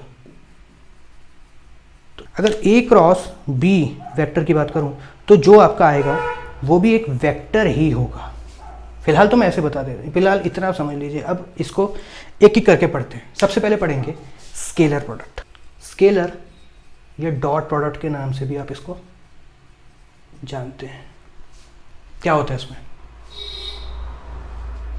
तो स्केलर और dot product of vector a and b, इसको रिप्रेजेंट किया जाता है इस टाइप से, एक डॉट लगा दिया जाता है बीच में, और इसको रीड करा जाता है a डॉट b। ठीक है, a डॉट b, और इसका प्रोडक्ट आता है वो आता है इनका मैग्नीट्यूड का product and cos of included angle between them. यानी कि ये मेरे अगर 2 वेक्टर हुआ करते थे और इनके बीच का एंगल है थीटा, तो मैं बोलूँगा a डॉट b जो है वो है magnitude of a into B और cos of included angle between them. और क्योंकि आप जानते हो कॉस थीटा जो है डिग्री या रेडियन में होता है, ए भी मैग्नीट्यूड है, ए मैग्नीट्यूड यानी वेक्टर फॉर्म नहीं है, बी भी मैग्नीट्यूड मतलब वेक्टर फॉर्म नहीं है, ये वेक्टर फॉर्म नहीं है, तो यानी कि मैं बोल सकता हूँ कि इनका जो प्रोडक्ट आता है वो आता है क्या, स्केलर। इनका जो प्रोडक्ट आता है वो स्केलर, इसलिए इसको बोलते हैं स्केलर या डॉट प्रोडक्ट। सपोज कीजिए कभी आपको एंगल निकालने को बोले, आपको दो वेक्टर दे दिए गए हैं, तो आप इस फॉर्मूले से भी निकाल सकते हो। कैसे, कॉस ऑफ थीटा यानी cos of included angle will be equal to A vector dot B vector upon A B. अगर आपको डॉट प्रोडक्ट दे रखा है और मैग्नीट्यूड का प्रोडक्ट आप निकाल सकते हो, तो आप कॉस ऑफ थीटा निकाल सकते हो। ऑब्वियसली थीटा निकालने के लिए आपको कॉस इनवर्स लेना पड़ेगा। इसको मैं एक्स मान लेता हूँ थोड़ी देर के लिए, तो ये हो जाएगा cos inverse of x. Theta जो है कॉस इनवर्स ऑफ एक्स हो जाएगा, आप निकाल सकते हो। चलिए इसमें कुछ बहुत ही खास पॉइंट्स हैं, सीधा उन पर आते हैं कि वेक्टर ए का डॉट प्रोडक्ट बी के साथ बराबर है वेक्टर बी का डॉट प्रोडक्ट ए के साथ। अब आप बोलोगे ऐसा क्यों, अरे भाई ए डॉट बी भी स्केलर ही है और बी डॉट ए भी स्केलर ही है, और स्केलर में कोई प्रॉब्लम नहीं है, ऑर्डिनरी रूल्स फॉलो होते हैं, ठीक है, ऐसा कर सकते हो। दूसरा, अगर मैं कहूँ कि ए का डॉट प्रोडक्ट किसके साथ, बी वेक्टर प्लस सी के साथ, डिस्ट्रीब्यूटिव नॉर्मल लॉ फॉलो करता है क्या, A dot B plus B dot C, ये करता है फॉलो, बी डॉट सी नहीं सॉरी ए डॉट सी, ये फॉलो होता है। अगर मैं आपसे कहूं कि ए वेक्टर इंटू ए वेक्टर किसके बराबर होगा, तो आप जानते हैं स्केलर होता है, ये ए स्क्वायर के ही बराबर होता है। अगर मैं आपसे कहूं कि vector A dot vector B किसके बराबर होता है, आपको पता है फॉर्मूला होता है इसका, ए बी कॉस थीटा, यानी कि अगर मैं ए और बी कॉस थीटा को एक साथ कर दूं तो आप समझ पा रहे होंगे कि ए क्या है, मैग्नीट्यूड इसका, और बी कॉस थीटा कौन सा हो गया, इसी का ये वाला कंपोनेंट, यानी कि ये बी कॉस थीटा, यानी कि ये बराबर होता है A into component of B along A. और इसी तरह से आप ये भी कर सकते थे, यहाँ बी को ले लो और ए को इसके साथ ले गए, ए कॉस थीटा को, ए कॉस थीटा को ले सकते हो ना। तो अब आप बोलोगे कि ऐसे कैसे, तो बॉस अगर मैं इसको मान लूँ और इसको मैं रेफरेंस यानी कि हॉरिजॉन्टल मान लूँ, तो ए का कॉस थीटा क्या हो गया, इसी की डायरेक्शन में तो हो गया। तो मैं बोल सकता हूँ ना कि बी इंटू ए का component in direction of B, ठीक है, ये बहुत इंपॉर्टेंट है रिजल्ट एक ये वाला, ठीक है। तो इस तरह से रिजल्ट्स फॉलो हो रहे हैं, इसमें कोई प्रॉब्लम नहीं है, आप देख सकते हैं। आई डॉट जे किसके बराबर होगा, आपको पता है, आई का मैग्नीट्यूड, जे का magnitude, cos of angle between them.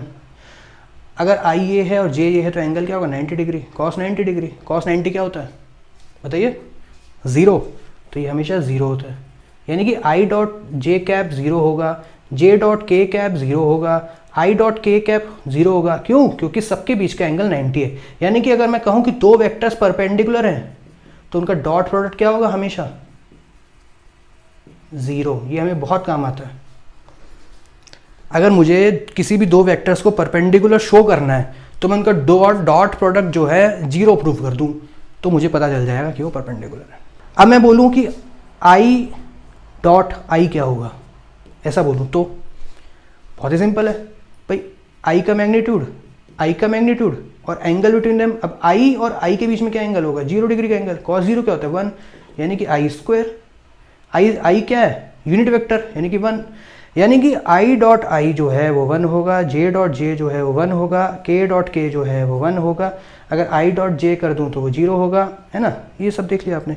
तो बहुत इंपॉर्टेंट है, अगर दो वेक्टर्स को पैरेलल शो करना है तो ये प्रॉपर्टी लगाओ, एंगल 0 रख दो। परपेंडिकुलर प्रूव करना है तो ये प्रॉपर्टी लगाओ, 90 डिग्री रख दो। रीड कर लीजिए, न्यूमेरिकल है। Work done by force F on a body is given by F dot S. अब आप ये समझ गए होंगे कि आपने जो एक फॉर्मूला पढ़ा है वर्क डन का, उसमें जो एफ डॉट एस ये क्या होता है, स्केलर प्रोडक्ट होता है वो, एफ डॉट एस। और जब आप टॉर्क वाला पढ़ेंगे ना तो एफ क्रॉस आर होता है। तभी टॉर्क जो होता है फोर्स वेक्टर क्रॉस आर यानी डिस्प्लेसमेंट वेक्टर, एक वेक्टर ही आता है प्रोडक्ट में, जबकि वर्क डन एक स्केलर क्वांटिटी आती है क्योंकि फोर्स और डिस्प्लेसमेंट का डॉट प्रोडक्ट हो रहा होता है। ठीक है, तो क्वेश्चन देखिए, work done by force F on a body is work done F dot S, where S is displacement of body given that under a force F. तो देखिए सबसे पहले एक्सिस पे समझते हैं बना के क्या हो रहा है। देखिए सपोज कीजिए कि मेरा कोई पार्टिकल यहाँ पे था, तो इसका जो पोजीशन वेक्टर वो ऐसा बनता है, और अगर मैंने कहा अब मेरा पॉइंट यहाँ चला गया, तो अब इसका जो पोजीशन वेक्टर बनेगा वो ये बनेगा। तो ये क्या है, ये है मेरा डिस्प्लेसमेंट वेक्टर। और ट्रायंगल लॉ आप समझ मतलब देखकर मेरे को सीधा सीधा बता सकते हैं ट्रायंगल लॉ कि यहाँ क्या हो रहा होगा। यहाँ है कि डिस्प्लेसमेंट जो है बराबर हो जाता R2 माइनस R1 के। तो आप निकालिए, अब चलिए डी निकालते हैं। सबसे पहले डिस्प्लेसमेंट क्या है, डिस्प्लेसमेंट वेक्टर क्या है। तो R2 में से R1 माइनस कर देंगे, आई माइनस देखिए आई माइनस 2i करेंगे तो माइनस का i आ जाएगा, j माइनस 3j करेंगे माइनस का 2j आ जाएगा, k माइनस k करेंगे 0 आ जाएगा। यानी कि आपका क्या आ गया, i माइनस 2j आ गया, माइनस का i माइनस 2j मीटर्स। ये क्या है, डिस्प्लेसमेंट है ये। अब मैं क्या करूँगा, वर्क डन निकालूंगा। वर्क डन क्या होता है मेरा, एफ डॉट मतलब F vector dot S vector. ठीक, कितना सिंपल है। उसके बाद क्या करेंगे आपको पता है। अच्छा एक चीज़ और मैं बता दूं कि जब आप डॉट प्रोडक्ट निकालते हो ना, जैसे इसका निकालेंगे तो क्या होता है, इनके कंपोनेंट्स जो होते हैं ना वो ऐसे एडिशन हो जाते हैं। A1 product A1A2 plus B1B2 plus C1C2, ये रूल फॉलो होता है।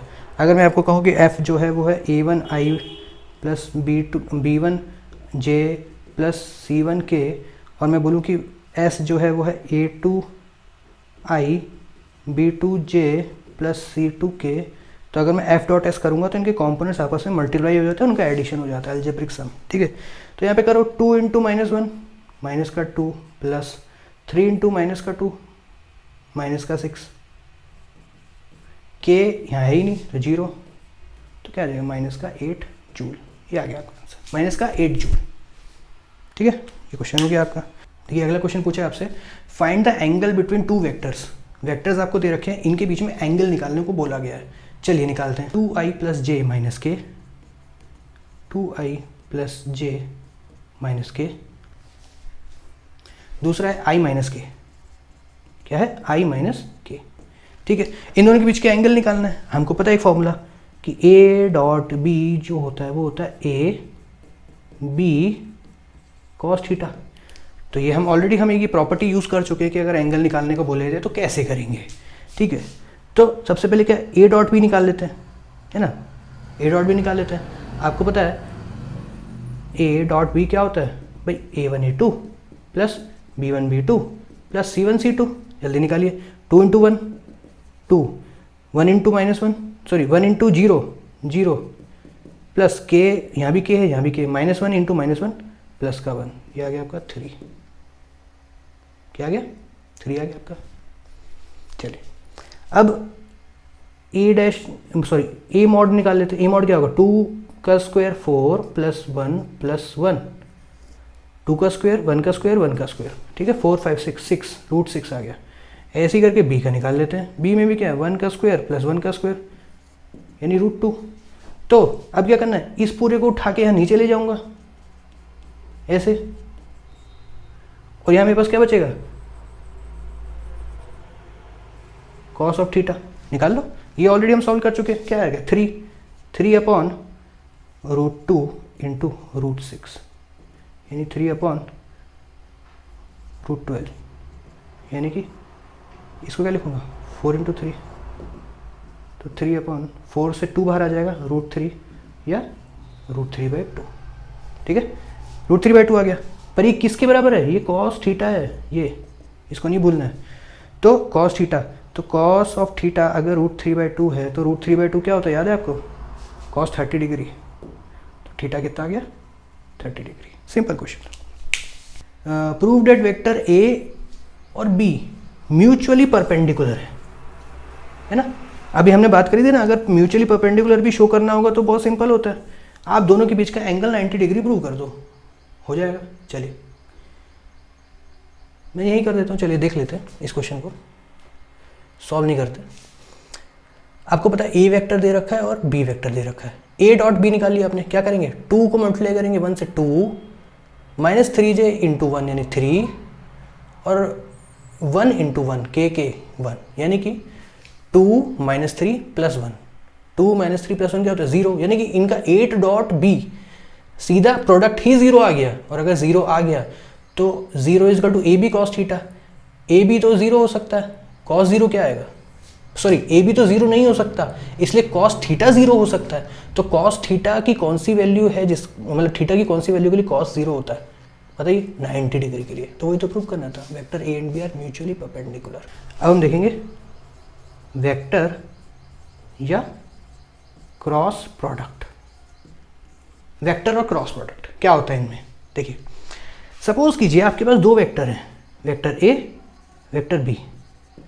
तो जब इनका मैं क्रॉस प्रोडक्ट लूंगा ना तो वो एक्चुअली में एक वेक्टर ही आएगा, लेकिन उसका डायरेक्शन क्या होगा, ध्यान से देखिए, ये इसकी डायरेक्शन है, ये इसका डायरेक्शन है, उसका डायरेक्शन होगा ये आपकी साइड या अंदर की साइड, समझ रहे, यानी कि वो वेक्टर जो है म्यूचुअली परपेंडिकुलर होगा इन दोनों से, ठीक है, इन दोनों से, यानी कि या तो वो आपकी साइड होगा या इस साइड अंदर की साइड होगा। पता क्या चलता है, राइट हैंड थंब रूल।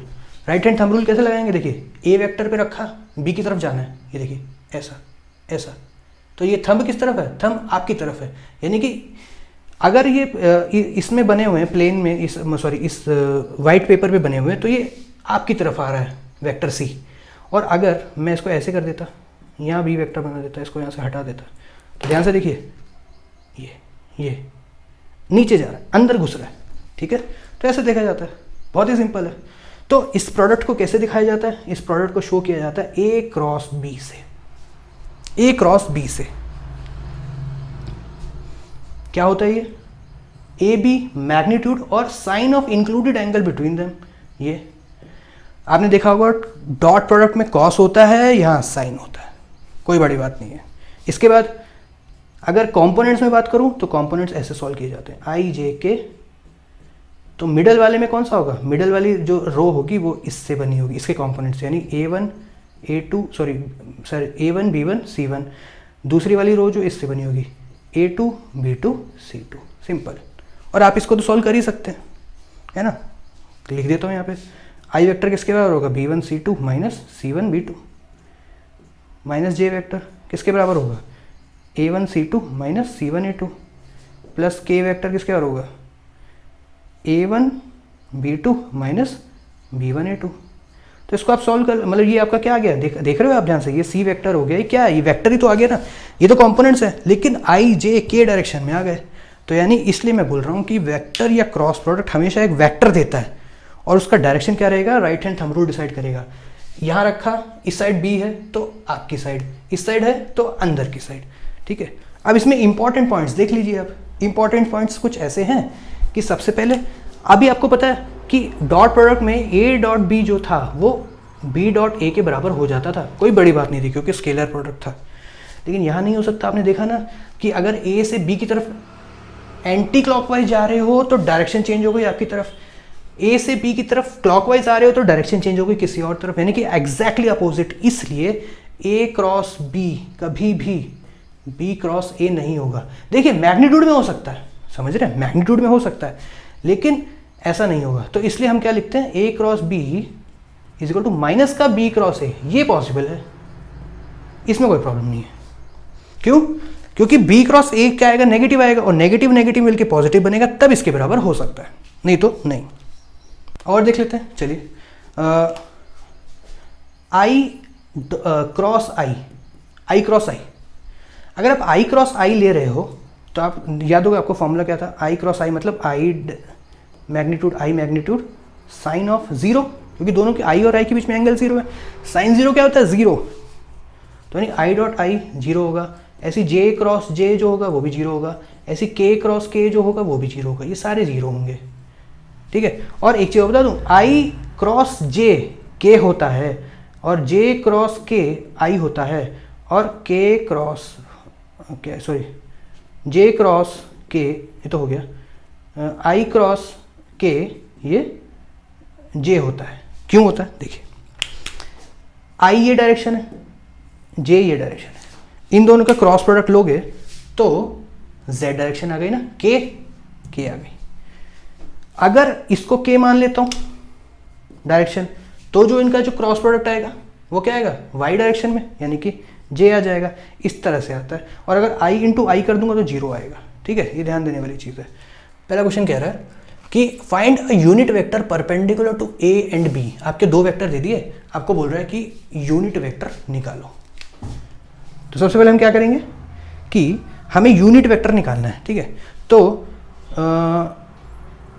देखो हमें क्या निकालना है, यूनिट वेक्टर निकालना है परपेंडिकुलर टू इसके और इसके। आपको बहुत अच्छे से पता है, याद कीजिए, ये आई डायरेक्शन थी अगर, और ये जे डायरेक्शन थी, है ना, और एक के डायरेक्शन है। यानी कि अगर एक वेक्टर को रिप्रेजेंट मैं इधर से कर रहा हूँ, ये देखिए एक वेक्टर मेरा ए हो गया, एक वेक्टर मेरा बी हो गया, ये के डायरेक्शन है ना, ये मैंने बना दिया रेफरेंस के लिए। अगर ए वेक्टर है और एक वेक्टर बी, तो आप जानते हैं इन दोनों के परपेंडिकुलर कौन सा वेक्टर होगा, वेक्टर सी, ये वाला। और वो सी वेक्टर कौन सा होगा, वो इनका क्रॉस प्रोडक्ट होगा। कौन सा, क्रॉस प्रोडक्ट, यानी कि वो क्रॉस प्रोडक्ट जो आएगा वो इसके भी परपेंडिकुलर होगा, इसके भी परपेंडिकुलर होगा। चलिए निकालते हैं। सबसे पहले सी किसके बारे होगा, ए क्रॉस बी। ठीक है, ए क्रॉस बी। बहुत सिंपल, हमने याद निकाला था आई जे के, यहाँ पे वैल्यूज पुट कर दो 2 3 1 1 -1 1। जल्दी सॉल्व कीजिए। आई किसके बारे होगा, 3 माइनस ऑफ -1 यानी +1, 3 + 1 माइनस जे किसके बारे होगा 2 - 1 प्लस के किसके बारे होगा माइनस का 2 माइनस का 3, यानी कि सॉल्व करूँगा तो 4i माइनस का जे माइनस का 5k, 4i माइनस जे माइनस का 5k। ठीक है, तो ये आ गया मेरा क्या, सी वेक्टर। मेरा तो वेक्टर ही आ गया, पर मुझे वेक्टर नहीं पूछा उसने पूछा यूनिट वेक्टर बताओ। अब एक चीज़ बताओ, किसी भी वेक्टर को कैसे रिप्रेजेंट करते थे हम, याद कीजिए, सी मैग्नीट्यूड और यूनिट वेक्टर। अब मुझे अगर यूनिट वेक्टर निकालना है तो मैं क्या करूँगा, वेक्टर को डिवाइड कर दूंगा किससे, मैग्नीट्यूड से। चलिए इसका मैग्नीट्यूड निकाल लेते हैं। मैग्नीट्यूड क्या होगा, 4 का स्क्वायर 16, 1 का स्क्वायर 1, 5 का स्क्वायर 25। तो क्या करें, 25 + 1 26, 26 + 6 32, 42। ये आ गया 42 का रूट। तो यानी मेरा यूनिट वेक्टर क्या आ गया, ये था मेरा वेक्टर, इसको डिवाइड कर दूंगा 4i माइनस जे माइनस 5k अपॉन 42 का रूट। ये आ गया मेरा। ठीक है, सिंपल क्वेश्चन था। क्वेश्चन हम खूब करेंगे ताकि अच्छी सी प्रैक्टिस हो हमारी। देखिए क्वेश्चन देखिए, show that vector a is equal to I minus J plus 2k, और ये पैरेलल है एक और वेक्टर के जो कि है 3i minus 3j plus 6k। Vector a क्या है मेरे पास, i minus J minus plus 2k, और जो दूसरा वेक्टर है b वेक्टर वो किसके बराबर है, वो है मेरा 3i minus 3j plus 6k। ठीक है, अब मेरे से कहा जा रहा है कि ये दोनों पैरेलल है। आपको मैंने बताया था पैरेलल वेक्टर्स कैसे होते हैं, ये वो प्लेन में कहीं भी बनाए जा सकते हैं, लेकिन उनकी डायरेक्शन सेम होनी जरूरी है। पर अगर मैग्नीट्यूड भी सेम हो गए तो इक्वल वेक्टर, पर यहाँ इक्वल नहीं पूछा, यहाँ पैरेलल पूछा है। यानी कि ये वेक्टर और ये वेक्टर में डिफरेंस जो होगा वो सिर्फ मैग्नीट्यूड का होगा, डायरेक्शन सेम होगी। चलिए प्रूव करते हैं कैसे। इसमें से 3 कॉमन ले लो आप, 3 कॉमन ले लिया, क्या आएगा यहाँ पे, i minus J plus 2k। क्या आपको दिख रहा है, ये ऊपर वाला वेक्टर ही तो हो गया। तो यानी कि ये ऊपर वाला ही वेक्टर है लेकिन 3 टाइम्स हो गया, यानी कि इसका जो मैग्नीट्यूड अगर ये था तो ये 3 गुना बड़ा हो गया, ऐसा कुछ है वही वेक्टर, क्योंकि डायरेक्शन सेम आ रही है। ठीक, तो अब टाइम है आज के सब्सक्राइबर के सवाल का जवाब देने का। सवाल पूछा है शायरन पाटिल जी ने। चलिए सबसे पहले चीज़ तो हम ये जानते हैं कि हमें फॉर्मूला आता है बेंडिंग में कौन सा यूज़ होता है। आप जानते हो फॉर्मूला क्या है कि moment upon I is equal to sigma upon Y is equal to E upon R. इस फॉर्मूले को हम अच्छे से जानते हैं। ठीक है, एक्चुअली सब कुछ इसी फॉर्मूले में छुपा हुआ है। ठीक है, तो आप मुझे एक चीज़ बताइए सबसे पहले कि यहाँ आप जब मोमेंट लिख सकते हैं, मोमेंट किसके बराबर लिख सकते हैं, आप लिख सकते हैं sigma upon I into Y. तो मैं बोल सकता हूँ यहाँ से कि भाई मोमेंट जो है वो एक्चुअली में बराबर होता है, अगर सिग्मा कांस्टेंट है तो प्रोपोर्शनल है किसके, z के। z क्या है हमारा, सेक्शन मॉडुलस। यानी कि मोमेंट बढ़ेगा, सेक्शन मॉडुलस बढ़ेगा। या यूँ कहूँ कि जिस बीम का सेक्शन मॉडुलस ज़्यादा है वो मोमेंट ऑफ रेजिस्टेंस ज़्यादा ऑफर करेगा। चलिए बहुत सही बात है। इधर आ जाते हैं, इधर भी हम एक चीज़ समझ रहे हैं कि जो m है इस अब मैं इसको और इसको लेके चल रहा हूँ, m upon I is equal to E upon R. ठीक है, ये तो है फॉर्मूले में। अब आप एक चीज़ जानिए कि यहाँ से जब मैं मोमेंट निकालूंगा वो किसके बराबर होगा, मोमेंट होगा मेरा ई आई अपॉन आर। है ना। ई आई क्या होता है हमारा, फ्लेक्सुरल रिजिडिटी। दूसरी बात मैं ये जानता हूँ कि किसी भी बीम के लिए किसी भी पर्टिकुलर पॉइंट पे ई की वैल्यू सेम रहने वाली, चेंज तो होने नहीं रही, और ना आई की वैल्यू चेंज होगी, है ना। एरिया वगैरह तो सब बदल नहीं रहा है ना उसका। तो इसको अगर मैं कांस्टेंट कर देता हूँ इसको, तो यहाँ पे मैं लिख सकता हूँ ना ऐसा, प्रोपोर्शनल्स का साइन आ जाएगा और ये 1/r हो जाएगा। यानी कि मोमेंट जो है वो इन्वर्सली प्रोपोर्शनल है किसके, रेडियस के। और यहाँ से हम जानते हैं मोमेंट जो है प्रोपोर्शनल है इसके, तो मैं बोल सकता हूँ ना कि z is inversely proportional to 1/r। और दूसरी तरह से समझिए इसको, सपोज कीजिए कि आपके पास एक बीम है ना, एक बीम है ये छोटी और एक बीम है ये, ठीक है। तो जब मैं इसको दोनों एंड पे लोड लगाऊंगा, यानी कि इसको बेंड करने की कोशिश करूंगा, तो ऑब्वियसली इसका रेडियस ऑफ कर्वेचर ज़्यादा है, आप देख पा रहे हैं। इसके हिसाब से इसका रेडियस ऑफ कर्वेचर ज़्यादा है ना, ये देखिए ऐसा रेडियस ऑफ कर्वेचर ज़्यादा है, तो ये कम रेजिस्टेंस ऑफर करेगी, ये ज़्यादा करेगी, ठीक है। सेक्शन मॉडुलस इस बीम का ज़्यादा होगा as compare to this beam, कि अगर आप उसका रेडियस ऑफ कर्वेचर बढ़ा रहे हैं तो कहीं ना कहीं आप उसका सेक्शन मॉडुलस कम कर रहे हैं, जिसकी वजह से वो मोमेंट ऑफ रेजिस्टेंस जो है, जो ऑफर होगा उस पर, उसको रेजिस्ट नहीं कर पाएगी और वो फेलियर होने के चांसेस उसके बढ़ जाएंगे। आई होप आपको ये चीज़ समझ में आ गई होगी।